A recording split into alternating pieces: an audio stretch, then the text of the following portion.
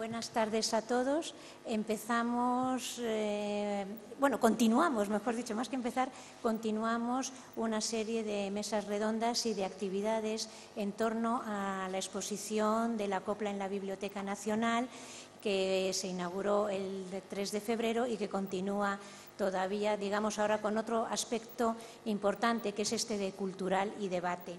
En la mesa redonda de esta tarde planteamos un tema personalmente muy querido por mí, que es el patrimonio popular, patrimonio cultural, porque además era uno de los objetivos que ambas comisarias, la anterior directora del departamento, Nieves Iglesias, y yo, como comisarias de la exposición, pretendíamos conseguir dentro de la institución de Biblioteca Nacional presentar la copla como un patrimonio cultural debido a la riqueza que ésta supone y a la implicación dentro de todo el desarrollo de la cultura española.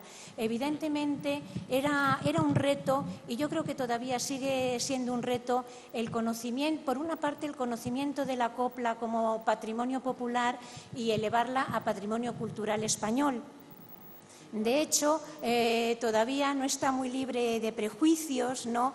Y hace 2 semanas, creo que han sido 2 semanas o una semana, en la revista semanal del diario El País ya hizo una encuesta, pasó una encuesta a 100 cantantes hispanoamericanos y se reflejaba todavía este prejuicio. De hecho, algunos optaban por algunas canciones memorables que además, la verdad, nos satisfizo mucho que estuvieran representadas en el audiovisual de la exposición, como era la canción del emigrante, Soy minero, Suspiros de España. Y dentro de estos 100 intérpretes y estas 100 canciones elegidas aparecían la canción de Esta voz es una mina, de Soy minero, de la película Esta voz es una mina, El emigrante y Suspiros de España. Y digamos, el organizador de la encuesta, el coordinador, decía, Diego Manrique, hacía un comentario que puede servir de preámbulo a esta mesa redonda. Decía, tampoco hay muestras, eran muy pocas canciones dentro de estas 100, pocos, dice, tampoco hay muestras de la simpática zarzuela y muy poco de la copla, injustamente. Muchos ven indeleble caspa franquista en esa música, un San Benito del que finalmente se ha librado el flamenco. Bueno, vamos a seguir un poco tratando de liberar de esta caspa que también decía en un artículo La Vanguardia al hablar de la copla, y ver cómo la lucha o la reivindicación de la copla como patrimonio popular es compleja. Podemos decir que arranca a partir del siglo XIX y que son los intelectuales y los renovadores españoles con el deseo en el XIX de la regeneración de España, cuando Costa, con la famosa frase de educación y despensa, y también con Unamuno, todos los intelectuales pretenden recuperar lo popular. Tuvo un éxito a medias su esfuerzo, porque todavía no pudieron romper la frontera de una educación impuesta desde un estamento más culto, más elevado, y no hubo la contaminación entre la cultura popular que se cantaba en los pueblos, que verdaderamente sorprendía a todos los viajantes extranjeros de España, que lo tenían aferrado al pintoresquismo, y ni siquiera los intelectuales españoles pudieron llegar a elevar a la cultura esta popular a un nivel superior. Tuvo que ser con los grandes renovadores de la educación española, con el esfuerzo de Giner de los Ríos y con la Institución Libre de Enseñanza, cuando verdaderamente se rompe esta barrera. Hay una auténtica contaminación, hay una auténtica ruptura. Uno de los postulados, muchos de nosotros lo sabemos y admiramos, el gran esfuerzo de esta Institución Libre de Enseñanza, porque quiso romper las barreras y establecer una comunicación. Ahora que estamos en la sociedad de la comunicación e información, todavía nos parece muy frescos todos los postulados de Giner de los Ríos del XIX y principios del XX. De hecho, rompió la barrera entre alumno y profesor, y también elevó a las aulas la cultura popular. Era muy frecuente en las aulas de la Institución Libre de Enseñanza que los alumnos aprendieran las tradiciones españolas, aprendieran la cultura popular española, a mirar su propio país, a reconocerse en él a través de las canciones. De hecho, todavía recientemente, en el 2002, se publicó un cancionero de todas las canciones populares españolas que esta institución enseñaba a sus alumnos en sus aulas. Un grado superior fue ya a nivel de enseñanza superior el gran hito, obviamente, de la residencia de estudiantes. Allí se tomó y se reivindicaba lo popular como pura creación artística. Las vanguardias muchas veces se ha dicho que la copla, en un debate franquismo-república que todavía en España acabamos hace un día de conmemorar 70 años del final de la Guerra Civil Española, todavía seguimos debatiendo con cierto prejuicio qué es la copla. La copla es republicana, la copla es franquista, la copla es popular. Obviamente fue esta generación del 27 la que elevó la copla a arte vanguardista, a ruptura total con lo establecido y hacerla suya y a llevarla por todos los espectáculos de Nueva York, con la Argentinita, con los grandes intelectuales. Comentábamos hace unos momentos con Pilar Boyero este tema de la importancia del torero Sánchez Mejía en la recuperación de la copla, en los espectáculos de la copla. Y luego, obviamente, también el franquismo, después de la guerra, las coplas, se ha dicho por activa y por pasiva, Manuel Román lo sabe perfectamente, se cantaban en ambos bandos, las mismas coplas se cantaban, los artistas actuaban en los mismos bandos, no en los mismos bandos, en los diferentes frentes, perdón, Angelillo con los republicanos, que luego se tuvo que exiliar, pero era algo que era como un sentir de todos los españoles, incluso en momentos que estaban enfrentados. Posteriormente, el franquismo hizo suyo, yo creo que un poco teniendo la frase de no hay forma mejor que un enemigo que había sido elevado y instituido mucho dentro de la cultura española, nada más que instrumentarlo, hacerlo suyo e instrumentalizarse. Hemos dicho en repetidas ocasiones, a través de algunos debates o entrevistas en los medios de comunicación, que la copla, que se difundió tanto por la radio como medio de cultura de masas, pues también tenía un aspecto reivindicativo en una época que no podía haber ningún tipo de reivindicación. Siempre se podía leer entre líneas, pues bien, una cierta crítica. Volvemos a la famosa canción de Soy minero, a la película de Esta voz es una mina, de Cocinero, cocinero, en una situación de hambre después de una terrible guerra civil, como, aunque el futuro es muy negro, la canción se refleja. Otras muchas canciones, como Cocidito madrileño, haciendo tantos guiños a esa situación de hambre, a ese deseo de comida. También la situación social de la emigración en España, se canta por activa y por pasiva por las radios Suspiros de España. España tiene dos fracturas, la fractura del exilio y la fractura del emigrante para buscarse el trabajo y la vida fuera de España.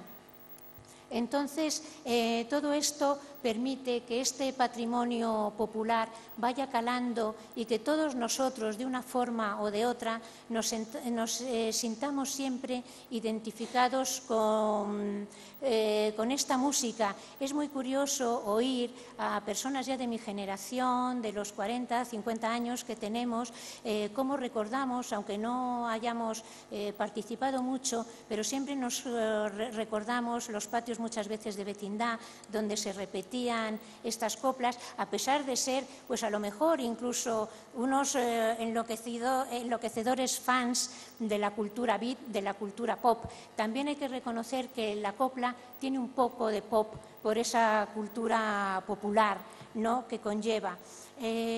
Posteriormente, los años 70, 80, hay también otra mirada similar a la que hacían similar un poco a lo que sucedió en los años 20 en España. Se busca también una mirada, hay un cambio político, surge un nuevo territorio español, el territorio de las autonomías, y todos buscamos un poco la identificación.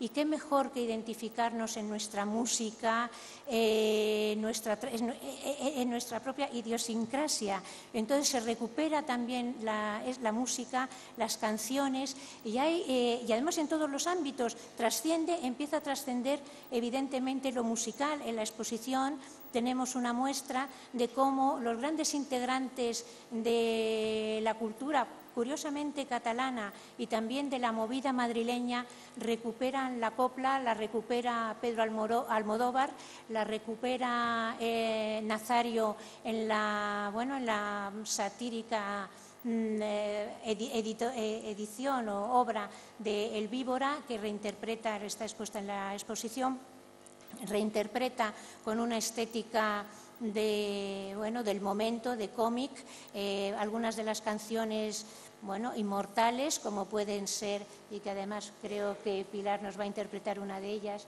como Tatuaje, reinterpreta esta estética. Y cómo también Vázquez Montalbán comienza a afrontar la copla sin ningún tipo de complejos, haciéndola de forma internacional.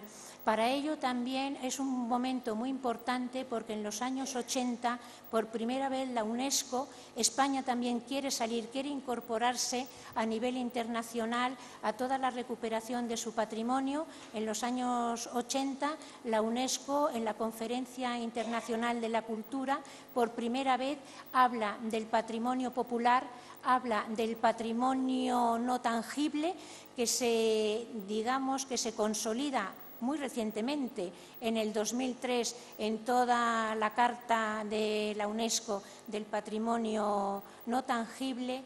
Y para no extenderme más y de hecho ha habido algunas propuestas de proponer ahora para que sea declarado patrimonio intangible, al igual que sucede con los monumentos españoles, con los bienes muebles, también se puede.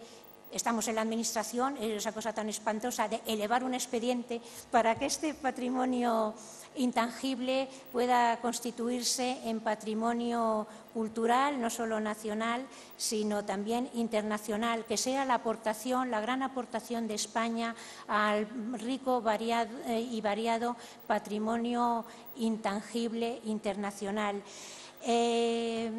Es evidente, quiero terminar esta breve exposición y luego pasaré inmediatamente a presentar a los ponentes de esta tarde.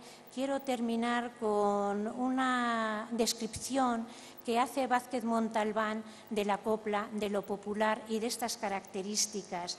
Y Vázquez Montalbán dice la copla, es a pesar de todo esto testimonio de una época. Es belleza convencional y es una satisfacción consumida por masas en respuesta a una necesidad. A partir de estos tres vínculos es posible un acercamiento no a lo CAM, a cualquiera de los géneros subculturales. Sería absurdo intentar decir que las canciones de Rafael de León son como las novelas de Flaubert, pero me parece muy sensato admitir que fueron más útiles al pueblo español de los años 40 que las novelas de Flaubert, fundamentalmente porque la organización vital y cultural de las masas en el siglo XX queda más a nivel de Rafael de León o de los Beatles, son menos ejemplos que de Flaubert o de William Barlow. Efectivamente, la copla es un poco nuestro reflejo y de esto vamos a hablar. Tenemos el honor, el placer de tener a los grandes ponentes, que son los referentes para el estudio de la copla. Tenemos incluso en la exposición, ¿no?, uno es el gran historiador de la copla y nos va a hablar de la evolución de la misma, de los diferentes géneros, de cómo la copla penetra en la cultura española, es un reflejo de ella. Y finalmente también cerrará el acto Pilar Bollero. Digamos, se enfrentan un poco y es también un aspecto muy rico de la copla y de esta mesa redonda, el saber académico de toda una vida dedicada, o parte de la vida, tampoco somos tan mayores, de parte de la vida dedicada a la copla, y también de la juventud que retoma en el siglo XXI la copla. Terminaremos el acto con Pilar Bollero, que es licenciada en Derecho, que colgó la toga ante los juicios por dedicarse a la copla, y en la actualidad tiene también un programa de radio y ella nos va a hablar de la copla, y no solo, sino que vamos a tener el placer de interpretarla. Y hablando antes de comenzar este acto, también ha habido un aspecto muy emotivo, y que quizá la copla, un aspecto que casi podía dar pie a otra mesa redonda, que no me oigan aquí, que me terminan echando de la nacional, pero digamos, la copla ella la utiliza también a nivel terapéutico, ahora que España es el país que estadísticamente tiene más personas mayores. Ella utiliza también la copla y como terapia, porque va a las residencias de ancianos con Alzheimer, y efectivamente hay estudios que comprueban que los ancianos de Alzheimer lo último que pierden es la unión con la música, y ella tiene la experiencia maravillosa de que como estas personas que van olvidando toda su vida se agarran a esos recuerdos, que es lo que nos hace estar vivos a través de la música y de la copla española. Cedo la palabra a Manuel Román. Yo no sé, ya me parece que no he dicho el nombre, porque yo te doy tan conocido que no he dicho tu nombre, pero bueno, cedo la palabra a Manuel Román, que nos va a deleitar con una charla. Bueno, Alicia ha hecho una magnífica exposición y merece ese aplauso.